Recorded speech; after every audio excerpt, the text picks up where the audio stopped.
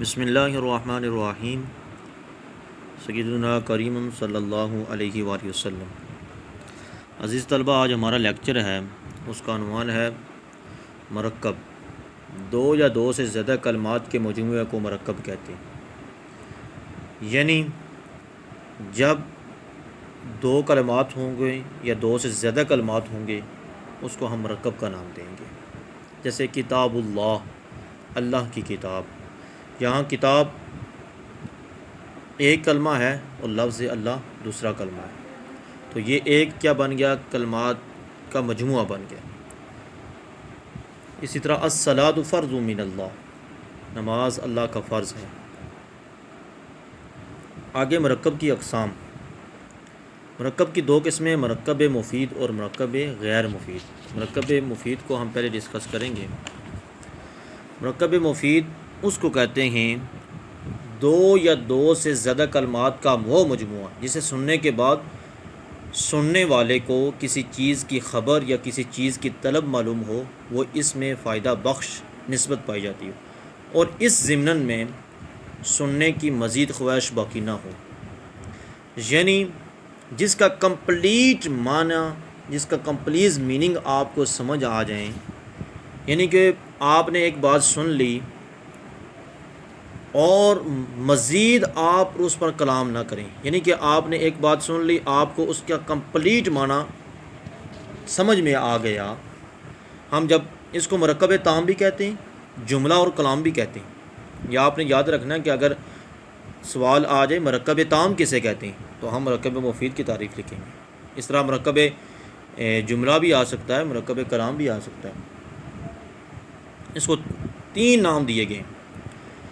اس کی مثال ہم پڑھتے ہیں البستان جمیل، باغ خوبصورت ہے، یعنی کمپلیٹ ہم کو میننگ آ رہے ہیں۔ اب ہم یہ لکھیں کہ البستان باغ، باغ میں کیا ہے، باغ میں کیا ہو رہا ہے، یہ سوال انسان کے ذہن میں پیدا ہوں گے نا۔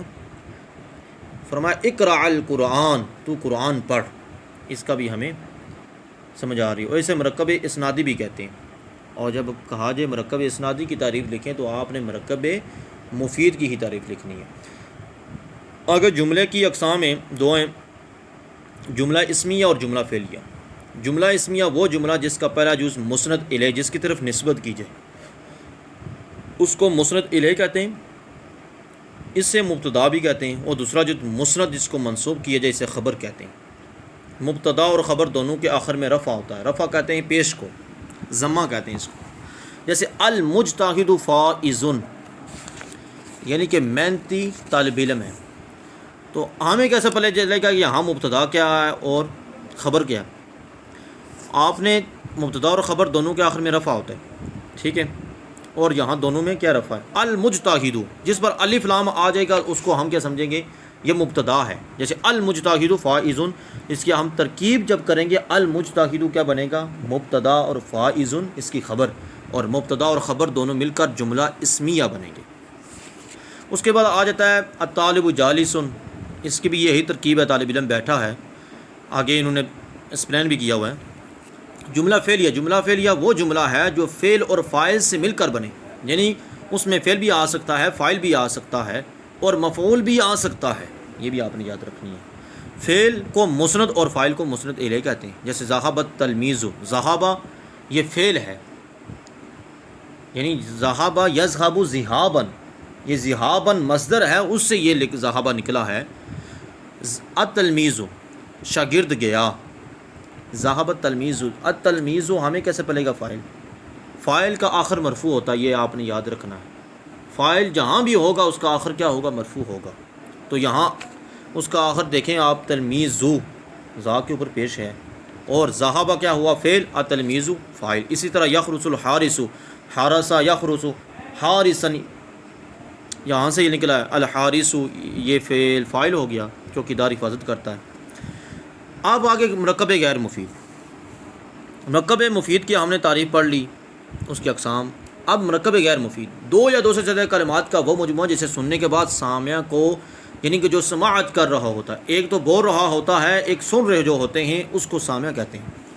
پوری بات سمجھ نہ آئے، مزید سننے کا خوشمند ہو، یعنی اس کو بات ہی نہ سمجھ آئی ہوئی ہو، ایسا کوئی جملہ بولا جائے یعنی کہ وہ اس پر سوال کرے، یعنی کہ اس کو بات سمجھ نہ آئے. جیسے ریشو قلمین، پن کی نب، کیا پن کی نب، ہم کیا کریں ان سے.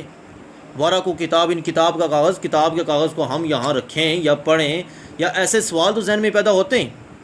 اسے مرکب ناقص اور جملہ ناقصہ بھی کہتے ہیں. یا آپ نے یاد رکھنا ہے کہ مرکب ناقص کسے کہتے ہیں؟ مرکب غیر مفید کو کہتے ہیں. اور مرکب جملہ ناقصہ کسے کہتے ہیں؟ مرکب غیر مفید کو کہتے ہیں. اس کی 5 اقسام ہیں. مرکب اضافی ہے، مرکب توصیفی ہے، مرکب تعدادی ہے، مرکب مجزی ہے، اور مرکب صوتی ہے. پہلے ہے مرکب اضافی. یہ وہ مرکب ہے جس میں ایک کلمہ دوسرے کلموں کے ساتھ بتقدیر حرف جر ملایا جائے. بتقدیر حرف جر ملایا یعنی کہ لفظوں میں حرف موجود نہیں ہوتا، بلکہ معنی متصور ہوتا ہے، یعنی کہ معنی کو تصور کیا جاتا ہے. اور اس کے اردو ترجمے میں کا، کے، کی آ جائے. پہلے کلمے کو مضاعف اور دوسرے کلمے کو مضاف الیہ کہتے ہیں. اور مضاف الیہ کا آخر کیا ہوتا ہے؟ ہمیشہ مجرور ہوتا ہے. جیسے مثالوں میں رسول اللہ، لفظ اللہ رسول، اللہ کا رسول. ترجمے سے آپ کو پتہ چل جائے گا یہ مرکب اضافی ہے. جیسے میں اس کے ترجمے میں کا ہے. اور اگر رسول اس میں کیا ہے؟ مضاف ہے. اور لفظ اللہ کیا ہے؟ مضاف الیہ ہے. اور بیت اللہ، اللہ کا گھر، بیت سے مطلب کیا ہے؟ مضاف. اور لفظ اللہ جو یہاں یوز ہو رہا ہے اس سے معلوم ہوگا کہ یہ مضاف ہے اور اس کا آخر مجرور ہے. اور اسی طرح آپ دیکھیں گے کہ آگے آ جاتا ہے مرکب توصیفی. مرکب توصیفی کہتے ہیں وہ مرکب جس میں دوسرا کلمہ پہلے کلمے کی اچھی یا بری صفت بیان کرے، اچھی یا بری خصلت بیان کرے، یعنی کہ اس کی ٹیلنٹ کو بیان کرے، اس کی خوبی کو بیان کرے، اس کے اندر یہ خوبیاں ہیں. اور اس کے معنی کو وضاحت کرے. پہلے کلمے کو موصوف اور دوسرے کلمے کو صفت کہتے ہیں. موصوف اور صفت کے آخر میں ایک اسم کا اعراب ہوتا ہے. اعراب کا مطلب یہ نہیں کہ اس میں زیر زبر پیش سب کچھ کیا ایک ہی طرح کا ہوگا. یعنی کہ الغصن المثمر پھلدار ٹہنی، طالب مجتہد محنتی طالب علم. آپ دیکھنا ہم نے یہ ہے کہ یعنی کہ موصوف اور صفت کے آخر میں ایک ہی قسم کا اعراب ہوگا. یعنی کہ اگر موصوف نکرہ ہے تو صفت اس کی نکرہ ہوگی، جیسے طالب مجتہد. اور اگر معرفہ ہے الغصن المثمر، ٹھیک ہے. اگر معرفہ موصوف ہے تو صفت بھی معرفہ ہوگی. اسی طرح آپ دیکھیں گے کہ اگر موصوف کے نیچے زیر ہے تو صفت کے نیچے بھی زیر ہوگی. اگر موصوف کے نیچے پیش ہے تو صفت کے نیچے بھی، یعنی کہ اوپر اس کے کیا ہوگی؟ پیش ہوگی. آپ نے یہ کنسیپٹ کلیئر کرنا، یعنی کہ دونوں کا اعراب ایک طرح کا ہوگا. اگر جمع مکسر ہو تو صفت جمع واحد مونس بھی آ سکتی ہے، ٹھیک ہے. مثلا اشجار یا اشجار طویلۃ. یہ آپ نے یاد رکھنا ہے کہ جمع مکسر جب آ جائے تو پھر کیا، پھر تھوڑی حالت بدل جائے گی. اگر جمع مکسر ہو تو صفت جمع واحد مؤنث بھی آ سکتی ہے. اس کی مثال ہے الاشجار طویلۃ. اس کے بعد آ جائے مرکب تعدادی، وہ مرکب جو تعداد بیان کرے. یعنی کہ 11 11، 23 23، یہ 11 سے لے کر 19 تک کے اسماء ہیں. اس کے بعد مرکبت مجزی وہ کلمات ہے جو اضافت اور اسناد کے بغیر مل کر ایک ہی کلمہ بجے.